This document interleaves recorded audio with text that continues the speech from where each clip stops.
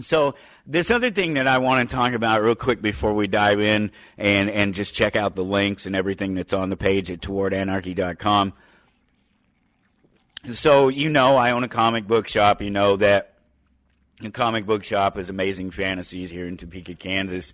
And so it in and of itself is perfect for me because I get to interact with customers, and I get to interact with customers in a situation where it's unlikely that they're going to be upset.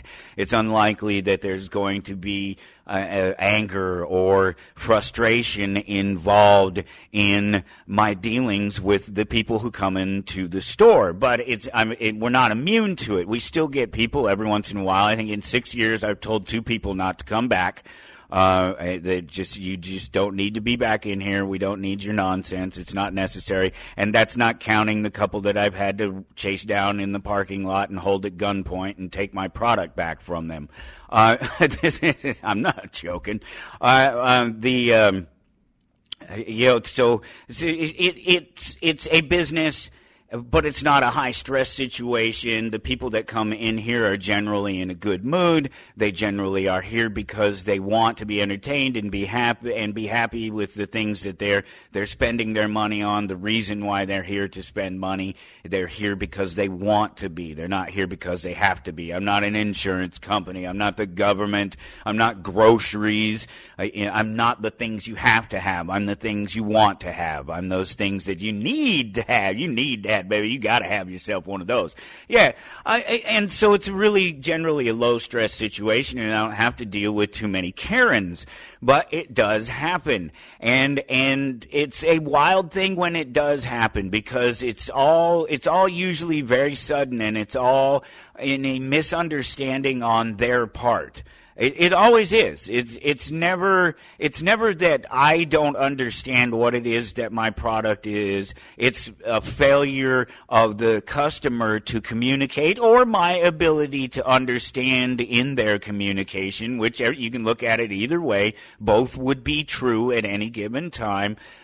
Their needs and their wants. And usually it's just that they're in a bad mood and they're just having a bad day somewhere else, and it's not that big of a deal, and any sort of roughness in there gets smoothed over by just doing the thing, getting into being in the comic book shop, talking about what's coming out, talking about the things that they like and the things that they're into, and that smooths that over. But there are some people that, especially if they're coming in, I guess it's an interesting place because there are a certain subset of people that come into the store specifically because they have to get something for somebody else. They're looking for something for somebody else, a gift for a nephew or a grandson or a son or a daughter or whatever it is, and a best friend, buddy, something. So they're in a sense they're not here voluntarily. Maybe they are, maybe they aren't. Maybe they feel obliged that they have to give a gift to somebody, whatever it is, but they're not necessarily here for themselves.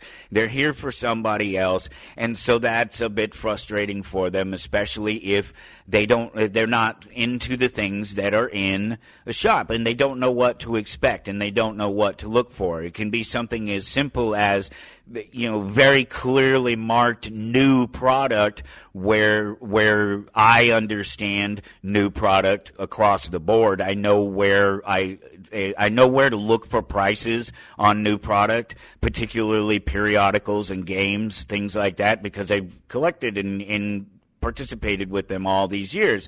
And so it's a really simple thing to do to hunt down the price for new product easily. And if it's clearly marked as new, then you should be able to look at it and go, all right, well, that's the price on it. Well, somebody who doesn't know comic books, doesn't know periodicals, doesn't know how to look for the price on those things. And mind you, trust me, they hide the price on them sometimes. Sometimes they put them on the back. Sometimes it's so mixed into the artwork, or it's just lettering over top of artwork and you just can't see it, or it's so small that you just can't see it, you just don't notice it. Whatever it is, whatever the reason is, there are any number of reasons why somebody who doesn't know how to look for the price can wonder where the price is and ask where the price is. And if they do, I tend to know that they're not there for themselves, that they don't know what they're looking at necessarily.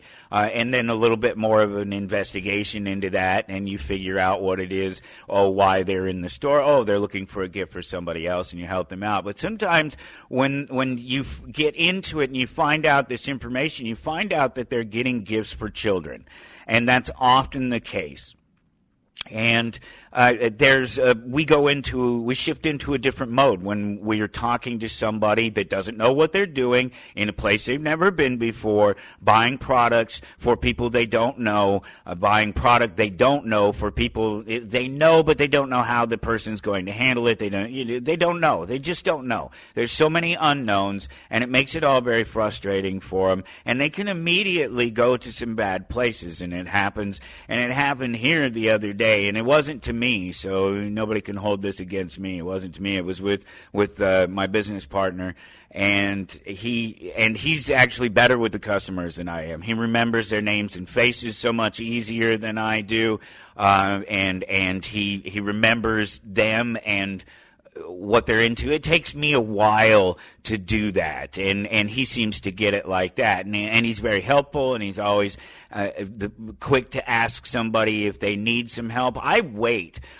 for a while. I let somebody come in and look around the store, and then if I see them sort of looking like they don't understand or they keep bouncing from one place to another, then I ask them, are you finding what you're looking for? Is there something that I can help you find? Do you need, then I breach that conversation. But Ben, he's quicker with it. He's right on it. He's really good about the customer service thing. So for him to get a Karen is a little bit weird. But it happens, and it's something like this, and this is crazy.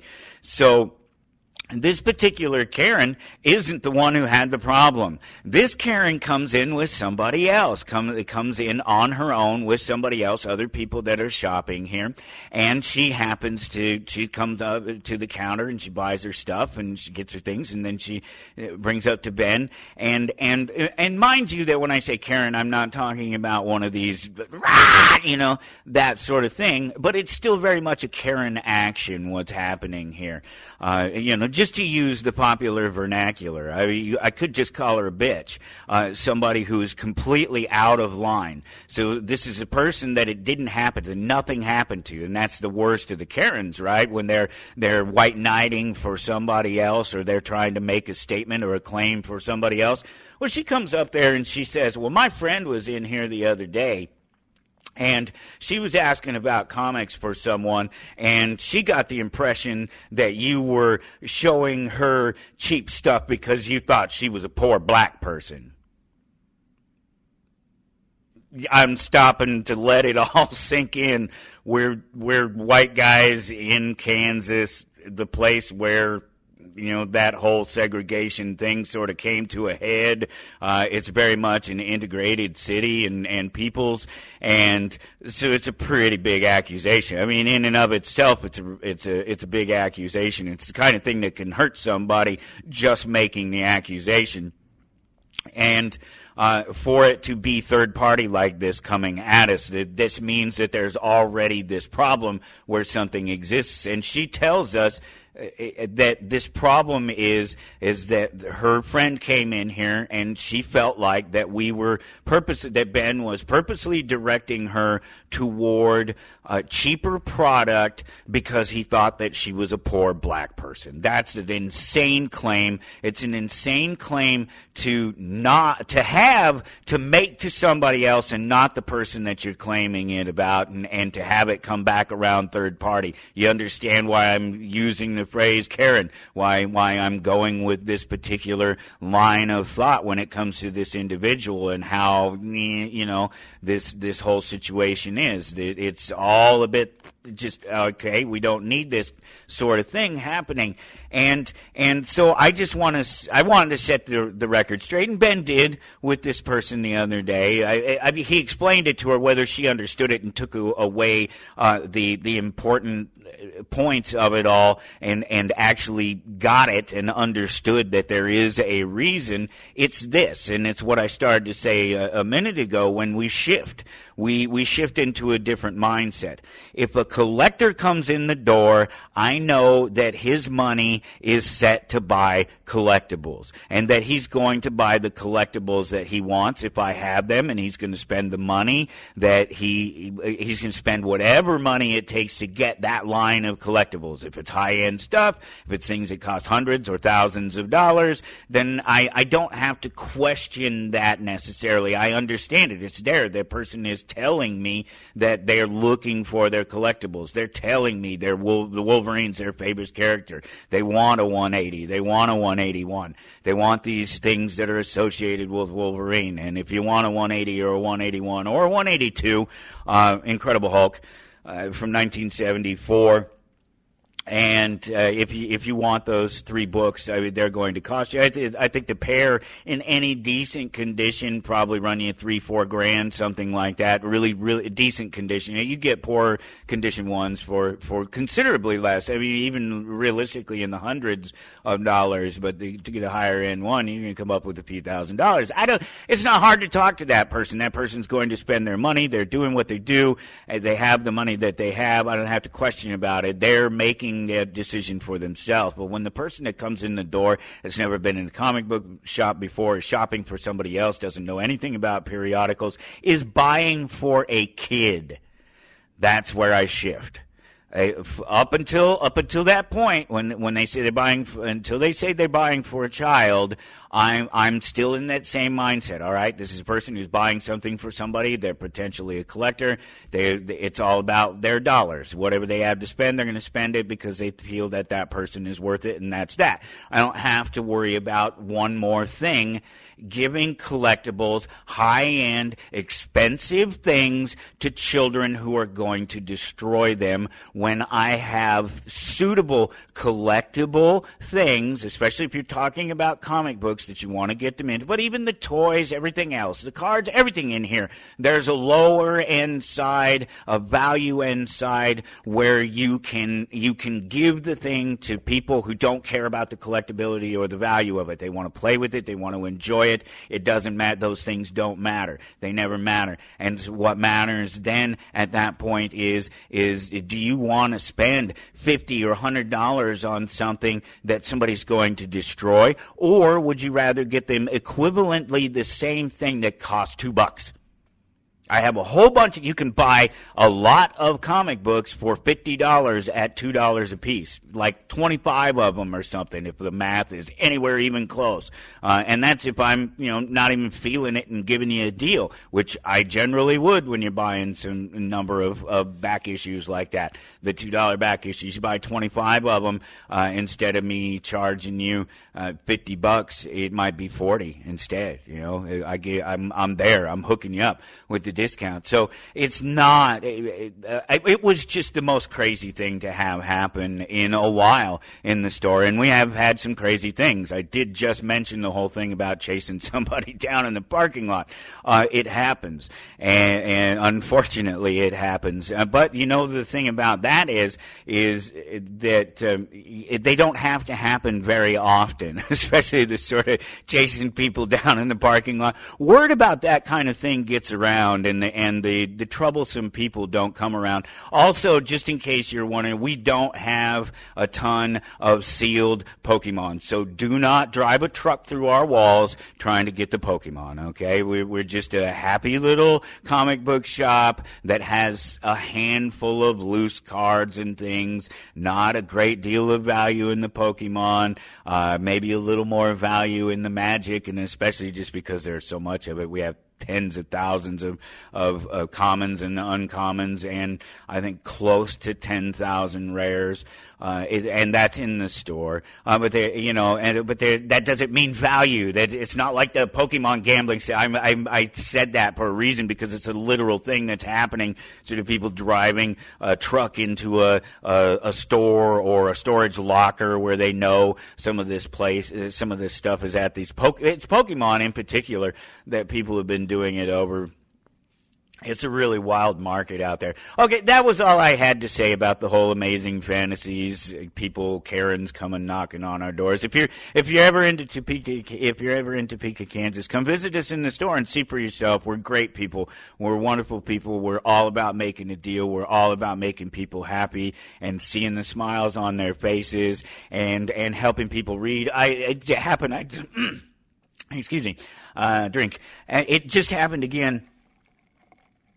Just not yesterday, it was the day before, that somebody came in, and I did exactly what I do. They're just kind of looking around, and it's actually three people, and so two of them are sort of off over there, and one of them's a little closer over by me where I'm sitting. And I just mentioned to the one, I say exactly what I say. Exactly what I just told you I say is what I said to him. I said, are you finding what you're looking for? Is there something that I can help you find? Are you into the comic books? Are you into the toys, the pops, the magic? He says, oh, no, I've never been in one of these places in my life. I'm here for my grandson over here, or my nephew. He said it was his nephew. And then I guess the sister was who he was with then, the sister and the nephew. And he says, yeah, it's them. They're into it, particularly my nephew. We're here to buy things for him. He has ADHD and has some social problems and things, and he couldn't read and wouldn't read, and he wouldn't read these books, and he wouldn't. They try to assign him these things at school and these big books, and people would try to get him to read, and he's not interested in them, and he doesn't want to read. And what we found was his comic books are a great way for him to learn how to read, and it's helped him so much, and it was just this amazing, wonderful thing. And this happens all the time. It does. It's just one of the most wonderful things that it happens for us. There's a home down the street that cares for people who have disabilities, mental disabilities, and they come in a couple of times every year, and we give them free comic books. There's a dozen of them or so, and we give them free comic books, and they come in and they have a little bit of money that they've saved up, and they want to buy. They love Deadpool and they love Venom, and it's just so wonderful, and we get to hear that story all the time, and it truly is the reason why I own a comic book shop as opposed to just read comics and collect comics, because I believe it's important. I think it's important that people have a place like this that they can come and they can participate. I'll tell you about it. We'll get to it. Let's do the articles, and we'll jump right to that first one. So go to towardanarchy.com. And there's this great article there about how Dungeons and Dragons is good for your brain and mental illness. And so